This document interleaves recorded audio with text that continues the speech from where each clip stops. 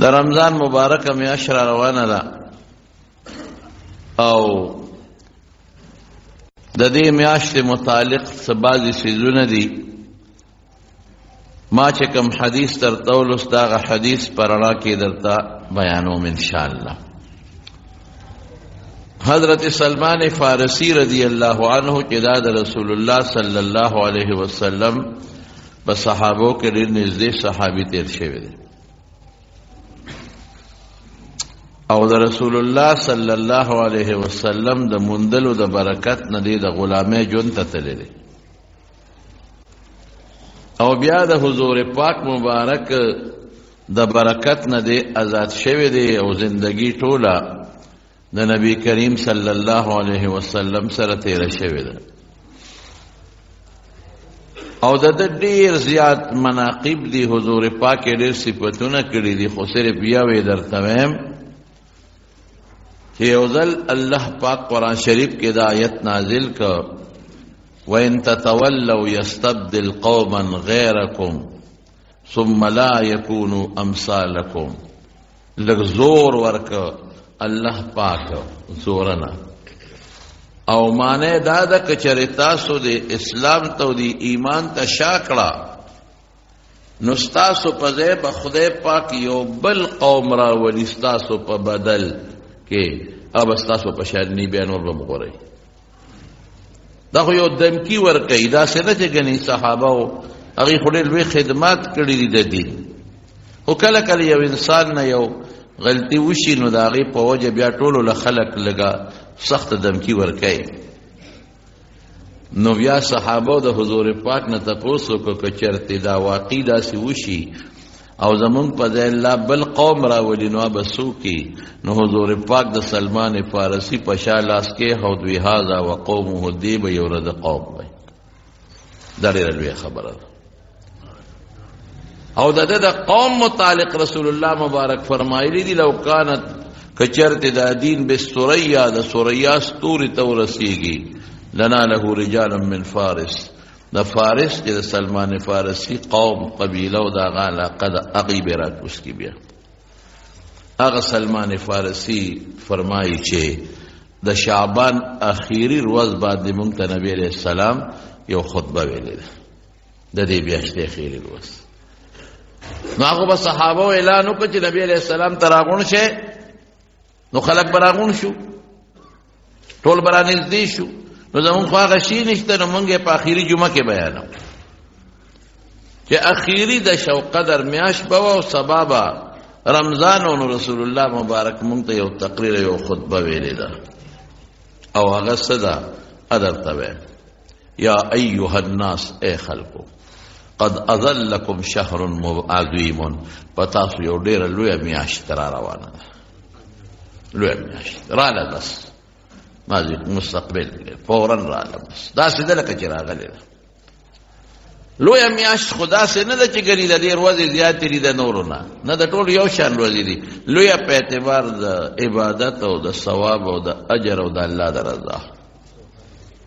اوس هم خلک وایي دا فلان کې ډېر لوی سړی دی نو هغه دا نه دی چې دا نور خلک د شپږ فوټه یو دی د 15 فوټه ډېر لوی سړی دی لوی سړی څه معنا د عزت خاوند دی د علم خاوند دی د برکت خاوند دی خدای ته نږدې دی نو الله وی شهر عظیم د روژې میاشت لویه میاشت ویلا چې دا د ډېر ثواب میاشت ده دا د برکتونو میاشت ده دا د الله د خوشحالېدو میاشت ده دا د الله د رضا میاشت ده دا هغه لویه میاشت ده چې الله مفتو کې په دې کې خپل بندګان بخي شهر عظیم او بیا وی شهر مبارک یو مبارک شپه ده او فيه ليلة خير من 1000 شهر پدې کې یو شپه راځي چې هغه د زرو میاشتو د عبادت نه الله پنځ غوړه ده ليلة القدر دا غي بیان به تاسو ته ان شاء الله د رمضان په جمعو کې کوم مبارک څه وي چې لږ شي وي او پاره کې ډېر خیر دې ته مبارک وي نو دا شپه چې ده ليلة فيه شهر مبارک اوس خپل به وای رسول الله مبارک برکت پکې ولې دی د نفل او ثواب د فرض برابر او د فرض او ثواب د یو فرض برابر ماشاءالله نفل چې کې د هغې ثواب د فرض برابر لیکلی کېږي، د فرض وزنداري. او د 2 رکعاته د سار لمونځ چې دی وکړه داسې شوه لکه چې 80 ورځې دې د سار لمونځ 2 رکعاته کړي. 15 لمونځونه دی وکړل د ورځې 15 نو 5 په 70 کې ولره ورکه 5 سته 35 داسې شوه لکه چې 3.5 لمونځونه دي کړي 3.5. او چې بیا 3.5 له په 150 کې ضرب ورکې څو ته جوړېږي 3.5 چې په 150 کې ضرب ورکې نو څو جوړېږي 3.10 یو زر 10,1500 لمونځونه شو. دومره لوی اجر پې رب العالمین ورکوي. دا برکت نه شو؟ برکت دې ته وایي لکه رسول الله صلی الله علیه وسلم به ناستو، صحابه به ورسره ناستو، لږ خوراک به او په هغه لږ خوراک به 80 کسه ماړه شو، په هغه لږ خوراک به 300 کسان ماړه شو. دې ته برکت وایي. زمارونو لویه میاشته سوچ کوئ، ډېر لوی خیر دی پکې، ډېر لوی ثواب دی پکې. دې ورځو کې فرق وي د ثواب په اعتبار. د قرآن شریف سورتونو ته نه ګورئ، د یو ثواب زیات دی د بل په نسبت. نو شپه ډېره میاشت ډېره لویه ده او ډېره د برکت ده. چې کوم سپېره نه دا برکت والا میاشت ته لاړه به د ده نه غټ سپېره بل نشته دی. دې میاشت کې به ځان په خدای بخی او د ژوند او د مرګ څه پته لګېږي. او که د نه نیکۍ کمې وي نو کوشش به کوې چې په دې میاشت کې ځان له عملنامه ډکه کړې. په اسانه ډکېږي یار که نه یار، په نفل و فرض ملاویږي او په فرض و اویا ملاویږي، ډېره په اسانه ملاویږي. دا برکت شو. بیا فرمایي رسول الله مبارک په دې کې یو شپه ده چې د هغې د 1000 میاشتو له عبادت غوره دی. دې کې به وروستو خبرې کوم. فرض الله صیامه، روجې خدای فرض کړي د رمضان روجې. وجعل قیام لیله تطوعا، او د شپې عبادت زیاتی عبادت دی،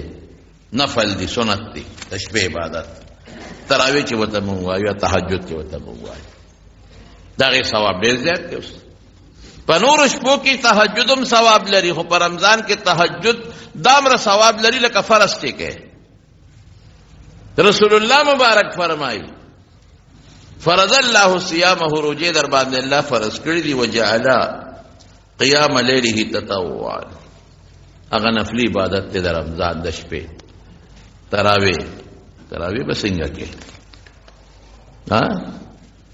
تراویح کېږي، خو چې لږ یو پوټې پرهیز ورسره وکړې. مونږ پرهیز نشته، لږ یو پوټې شربت کم وڅښو. خو شربت ورځې هم لري که نه، هلک بس کې شربت بس کې شربت کم وڅښې. پکوړه یو دانه 2 وخورې،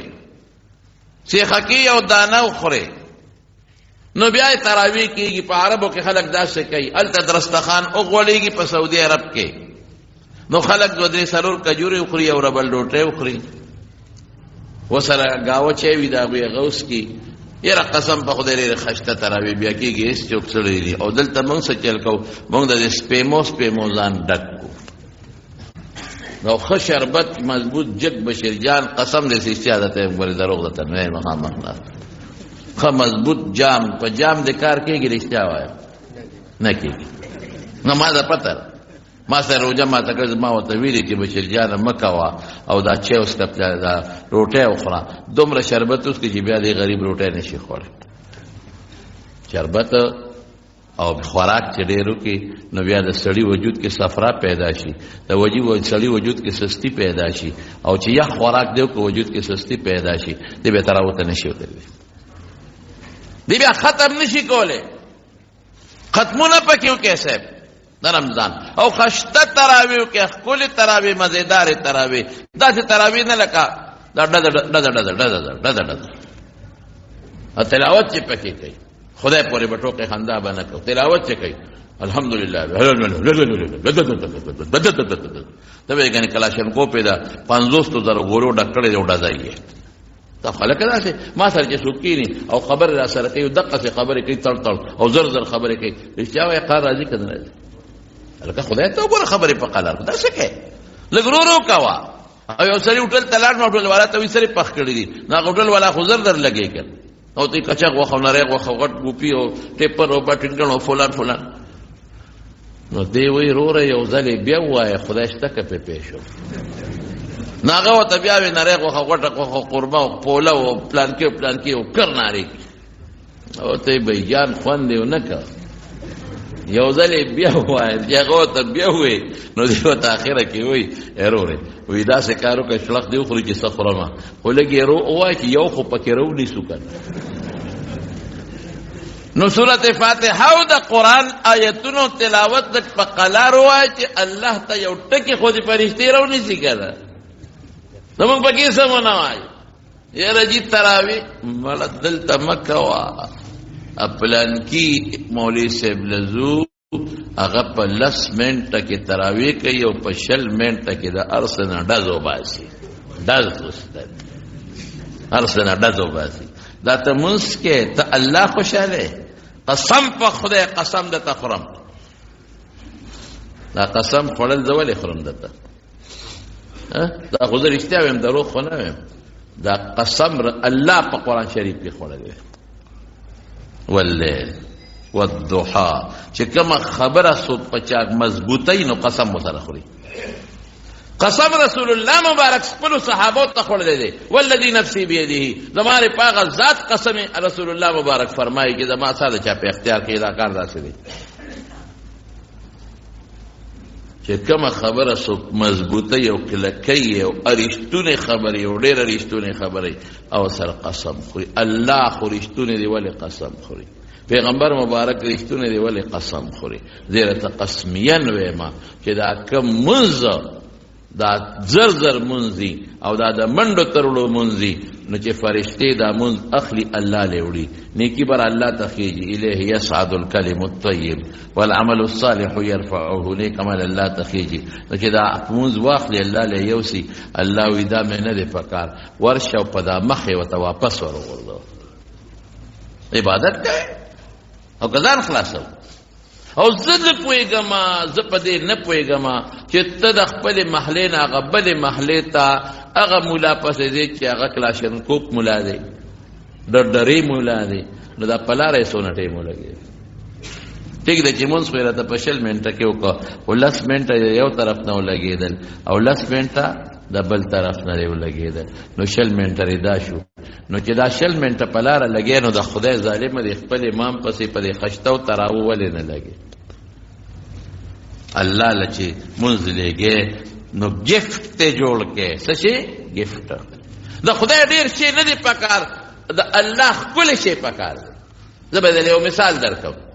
ستا یو دوست دی هغه واده کړی او هغه لته مټۍ یوړه 4 کیلو دی په بازار کې واغشته 4 کیلو او هغه تور او سپین او زیړ او شنه ارس دی پکې واچول خو د پلاستیک په ګوتې کې دی واچول اول دی یوړل چې صاحب ستاسو یې واده کړی دا واخله په موټر سایکل دی په منډه منډه بډک ډګي اوس غلول رښتیا وایي چې هغې کور ته یو سي نه هغه ښځه به څه وایي دا ستا دوست راوړی ده او صاحب دا زما دوست یاره خو ډېر هوښیار دوست دی بس یو پلکی نیمګړی دی نور برابر دی یو پلکی نیمګړی دی نور برابر نور پورا دی بس په وزن ښه پوره دی خو لکی نشته دی دا 4-5 کیلو غریب تاوان وکړه نو په شاپنګ بیگ کې راوړه نو هغه خو ټول ګډ ګاډې راشي که نه ماجورې مرکب ته جوړ شي دا به غوا ته اچومه دا خو ماشومان هم نه خوري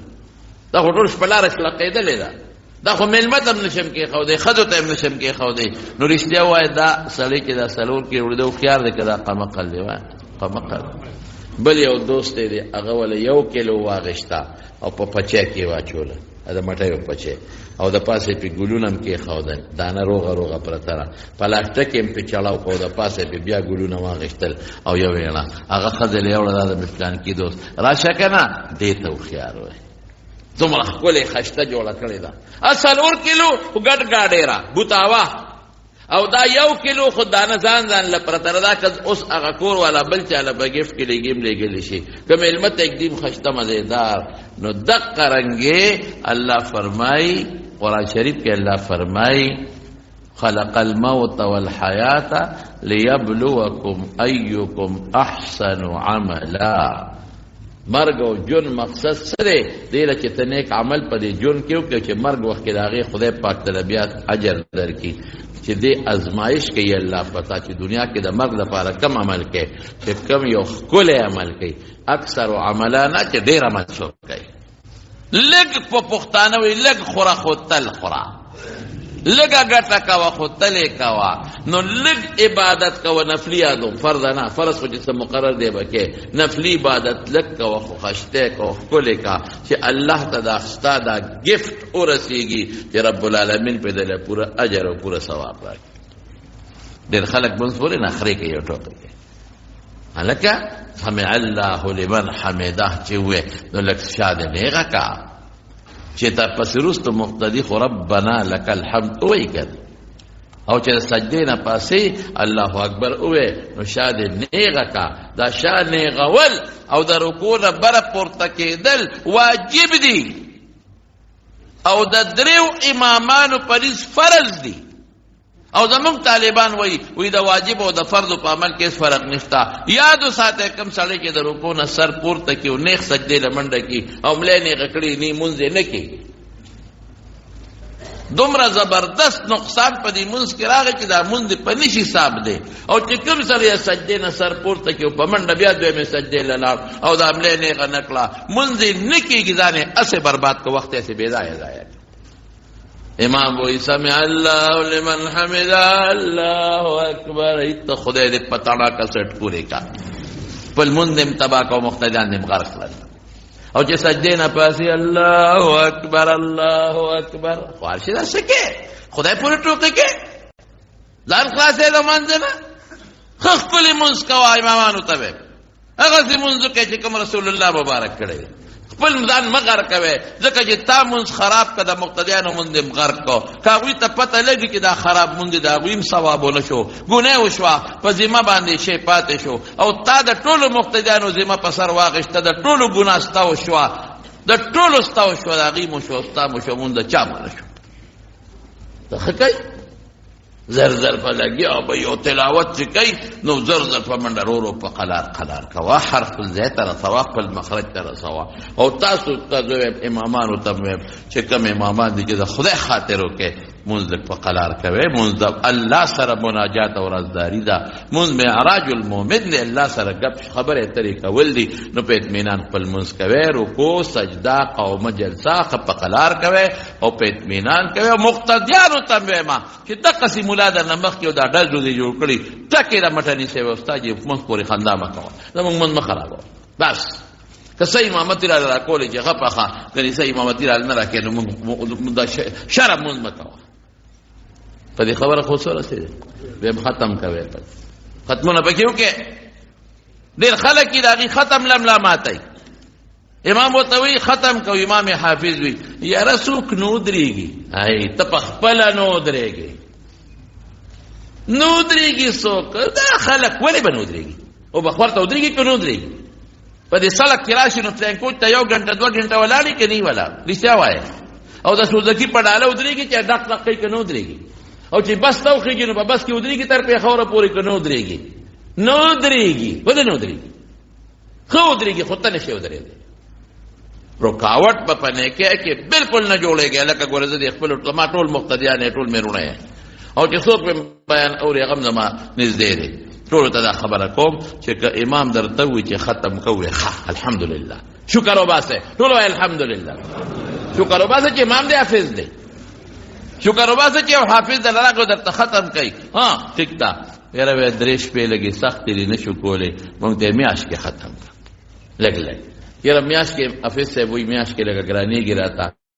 بل ځای کې کوم 15 کې ختم 10 ورځو کې ختم خیر دی که په صحیح طریقې په 6 ورځو کې ختم دا جوړه په خپل منځ سره اوکې رکاوټ باندې جوړېږي څوک نو درېږي دا دې ته لټ وای لټ دې څه وای لټ دا لټ دی یو نوکر و د خان په کټ کې پروت و لټان خوشتا نو د خان چې وکتل چې خدای پاک زه په کټ کې ملاست مې نو دا پلار راته ولې په کټ کې پروت د دې خلکو بیا دا مزدور غریب بدی شي هلکه خو چې ته د خدای بنده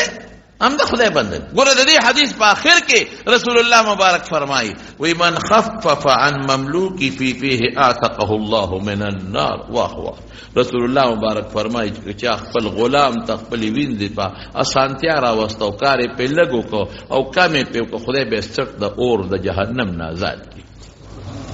دقه رنګ یو سړي سب مزدور راوستلی دیاړي مار یې راوستلی، سخت کار پې په روژه کې نه کوي، نرم کار پې وکړي، لږ کار پې وکړي. دقه رنګ ستا یو مزدور بوتل یو پټي کې پلاو کې بل څه کوي، بچي غرمه د خیر دی ګنټه کم کار وکړه، خیر دی په قلار قلار کوه. دا ستا نن سبا مملوک او نن سبا غلامان نشتا، نن سبا هم دا خلق دا همسایګان او دا غریبانان خلق دی دې کار کوي چې په خپل دا رنګ ستا په کور کې سو خدمت کوي، په ویره کې د خدمت کوي، پټي کې د دیاړي مار نیولې دی، مزدور دی نیولې دی. کار وته آسان کا آسان چې کار دې په احسان که خدای به دې سخت د جهنم د اور نه آزاد کړي. دقه رنګ بلې وره د مملوک په حکم کې ساروی نه ساروی اگر چې روزه نه نیسي، لیکن چې څوک تا ساروی چلی اخو روزدار دی غریب کنه، چې څوک په دې سنډا شي وروړي اخو روزدار دی کنه، چې څوک یوې کوي په دې ساروی هغه خو روزدار دی کنه. زمونږ خلق پخوانی یاره خو زمونږ دا مشران پښتانه به ټول جنت ته تلي که خیر انشاءالله. ولې به تلي؟ د جمعې پر ورځ به دې په کار نه کوو. یاده به ده ظفر لره جمعې پر ورځ به کار نه کوو، د عرفې پر ورځ به خدای شته کار نه کوو، د اختر پر ورځ به کار نه کوو، د عرفې پر ورځ به ګیاګانې ډېرې راوړي، د عرفې نه مخکې وي اختر دی عرفه ده نو دا به کور کې جمع کړي. د جمعې پر ورځ به کار نه کوو، مخکې نه به ګیا راوړه په کور کې به کېښوده، مانځله ځان تیار اوس توبه وباسه. پیسه دونه خوږه ده چې د اختر په لومبۍ ورځ هم څه کوې لکه یاره بس لاړ به شو که نه، او دا کار دی دا روزګار به کوو، یاره که اختر وسې نو بس تېره شي په اختر مونځ څه کوو. داسې مه کوئ. بعضې ورځې بعضې ټیمونه الله عبادت له پیدا کړي دي، په هغې کې عبادت کوئ. نو مزدورانو سره ښه نو دا خان باندې بده ولګېده چې زه کټ ته ختلی ما او دا نوکر پلار مې ورا سره په کټ کې ملاستي وی پاس هلکه که نه یاره ما له خوب راځي که نه بس تو دې کې کارونه مې وکړل که نه وی ښه دی یو کار وکړه وی بار وګوره چې باران نشته او که نشته، یعنی کټ نه پاسو پسې چل. نو هغه ورته وی باران دی، وی ظالمه کټ کې پروت وی چې باران دی، تا ته څه پته ولګېده؟ وی پیشو راله په هغې مې لاس راخ کې لمده وه پېښې په خبره. نو بیا ورته څه وی؟ وی ښه ده بل کار وکړه، وی دا بجلی مړه کړه. لټ لټ بابا کوم دی پاسې وی بجلی را باندې ولې مړه کړې؟ وی ما له په رڼا کې خوب نه راځي. نو وی سترګې پټې که تیاره به شي کوي، یا څادر په سر واچه په سترګو واچه تیاره به شي، خوب ته رڼا کې نو سترګې پټې کړو زمونږ سره پاس دی. خدای پاک هغه وی دا څه په مصیبت اخره کې ورته وی ښه ده دروازه خو بنده کړه پس چلې پاسو. مزدور ورته وی دا دوه کاره ده ما وکړل دا درېیم ته وکړه که ته پوه شې په خبره. ځان نه به لټ بابا نه جوړی، لټ بابا ختم کوو جی څوک نه ودرېږي. دا ټول بوډاګان دي، بوډا د کور ته ننوځي او کمبل دی واچي، دا ځوانان خو به وکړي که رکاوټ ولې جوړېږي؟ ختمونه وکړې ټول پکې ختمونه وکړې، څوک یې په ولاړه نه شي کولی، په ناسته وکړې خیر دی نفل دی جاتي مونځ دی، په ناسته یو ګوټ ته کښېنه خپل پکې مونځ وکړې. او امام صاحب ته هم پکار چې څوک یې ختم کوي چې هغه ډزول نه کوي راکټ ملاني چې ډزه ډزه ډزه ډزه ډزه په قلار قلار تلاوت کوه، لږ لږ تلاوت وکړه او شپه زیاته حصه په عبادت کې تېره کړې. د ورځې بیا کوې خو خیر دی پروا درته نشته دی. نو دا د شپې به که خیر انشاءالله ټول خشته تراویح به کوې او به کوې انشاءالله، او ختمونه به پکې کوې که خیر انشاءالله، او تهجد له وختي پاسه وقتی پاس ہے. رسول اللہ صلی اللہ علیہ وسلم پر رمضان کی عموماً 8 رکعات تہجد کړي، تہجد اخر شپه کې کېږي، 8 رکعات تہجد یې کړي دي رسول الله مبارک. نو دوم کولی شي، څلورم کولی شي، شپږم کولی شي. عائشہ بی بی فرمایي چې رسول الله مبارک کړي دي او 8 رکعات تہجد کوي او خپ قلار او په تہجد کې بدا فائدې چې دغه وخت رب العالمین په یو خاص کیفیت او په یو خاص حقیقت باندې اعلان کوي. او سوي څوک شته من یسألونی چې مانه وغواړي چې زه ورکم، څوک شته چې مانه بخښنه وغواړي او زه وبخم. واه واه الله په خپل آواز کوي. څوک شته چې بخښنه وغواړي زه وبخم، څوک رزق غوښتونکی شته چې زه روزي ولا ورکم. ورته خلک وي روزي مې تنګه ده، روزي مې تنګه ده، روزي مې تنګه ده. نو د رسول الله مبارک په خبر عمل ولې نه کوي چې روزي دې تنګه ده؟ پېشمني پاسا او نفل وکړه او الله نه وغواړه. او دا وکړي زموږ باباجي د خدای پاک وبخښي مولانا شهزاده صاحب رحمت الله علیه، هغه به یو ټکی وي، هغه به جړل دی پېشمني کې، قسم دی جړل دی. هغه جړاګانې ما ته یادې دي اوس چې پېشمني به پاس نو خدای ته به په جړا او جړل